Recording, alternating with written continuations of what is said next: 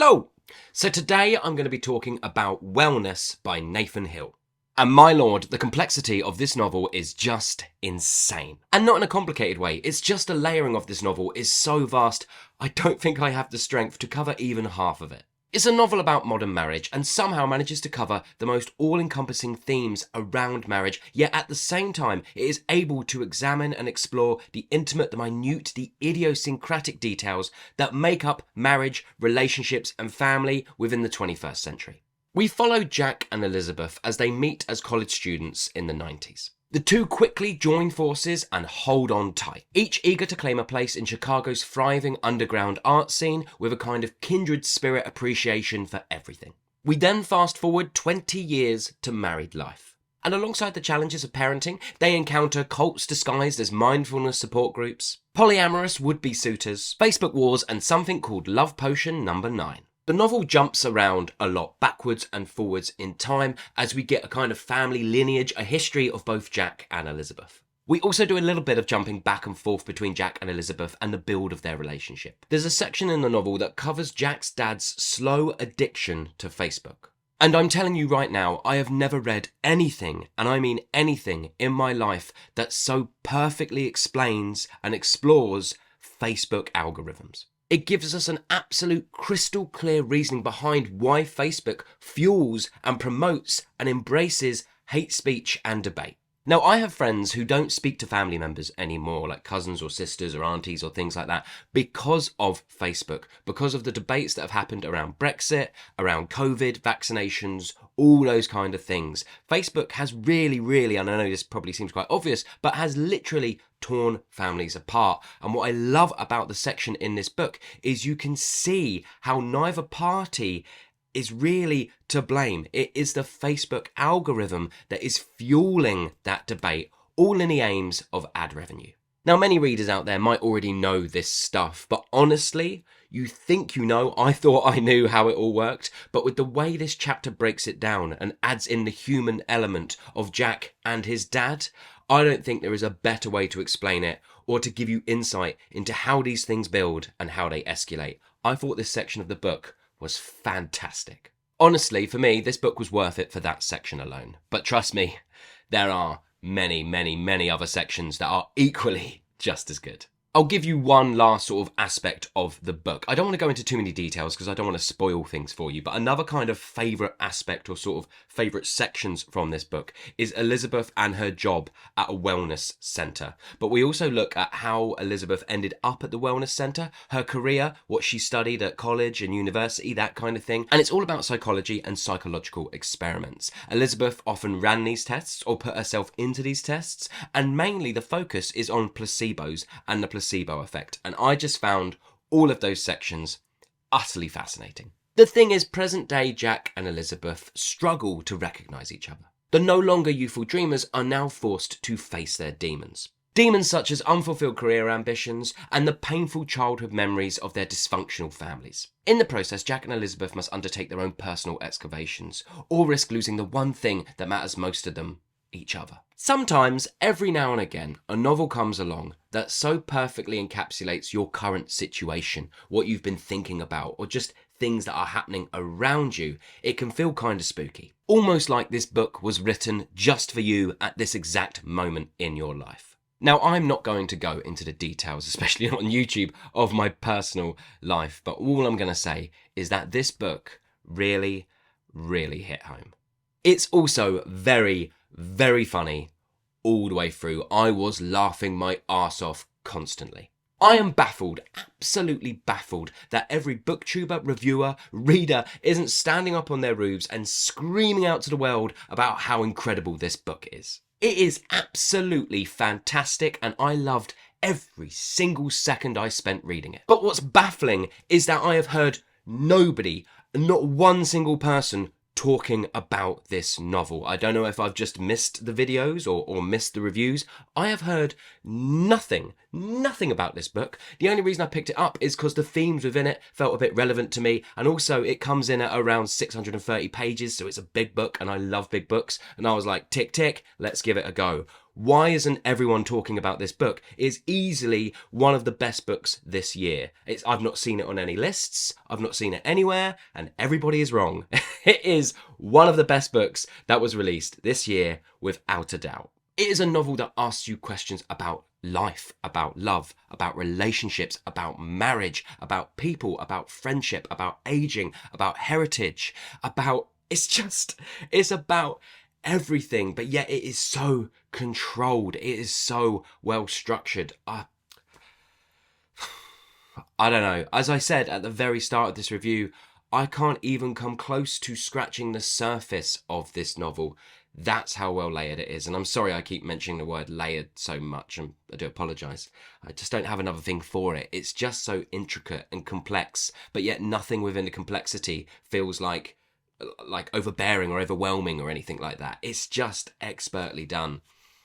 I don't know what to say. I do think every single person who reads this will have an emotional response to it in some way. It might not be to sort of like everything. I found every section, every moment, except maybe the childhood stuff, but maybe a few bits there, but pretty much everything within it, I could relate to in a really, really deep way. And I I felt it, and I laughed my arse off at it, and it made me feel better, but it also made me question things, and it also made me, I don't know, it does everything a great book should. So what did I like and what didn't I like? What I didn't like, and it's only really one thing that I started off not liking, and eventually, because the book was so good and I was so engrossed in the style of the book, I really stopped caring about it. So actually, there is nothing I didn't like about this book. I loved everything.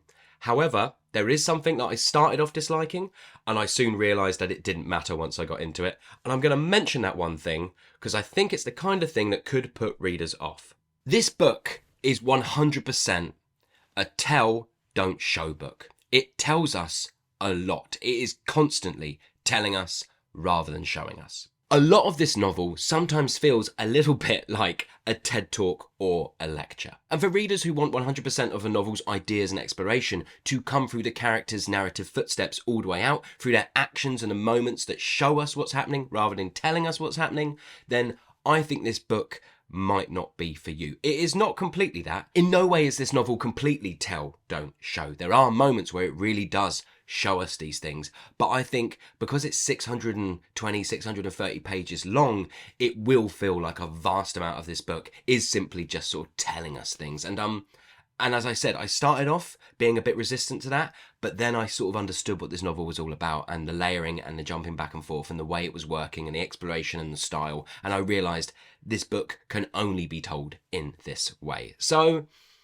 I didn't care about that at all, but I did think it at the start, and I do think readers out there might not like it, so I will mention that as a possible dislike, a possible con. But even, as I said, normally I'm not the sort of person who likes a book that's just tell, don't show. I like to be shown things. I like to go on the experience and sort of figure things out on my own in that way. I'm normally that type of reader, but when it comes to this book and the aims of this book, I didn't care whatsoever. What I liked? Absolutely everything. The characters, the writing style, the pacing, the structure, the humour. I loved it all.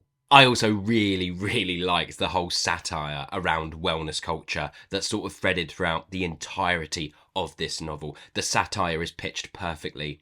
I found it very, very funny, and I think it's impossible for us to not have been affected by the ideas of wellness culture, especially if you're on social media and things like that, or influencers and TikTok and all of that stuff.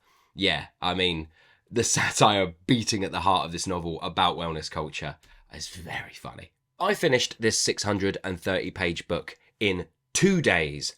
That's how good it is. I mean, my lectures have finished for the semester, so I'm technically now off for the holidays, so I do have the time to just sit in coffee shops and sort of go on walks and read and do all that jazz. So, yeah, but either way, you know, even with time off or having absolutely nothing to do, I wouldn't normally finish a 630-page book in 2 days. It would normally take me 3 or 4. So yeah, that's how hooked I was on this book.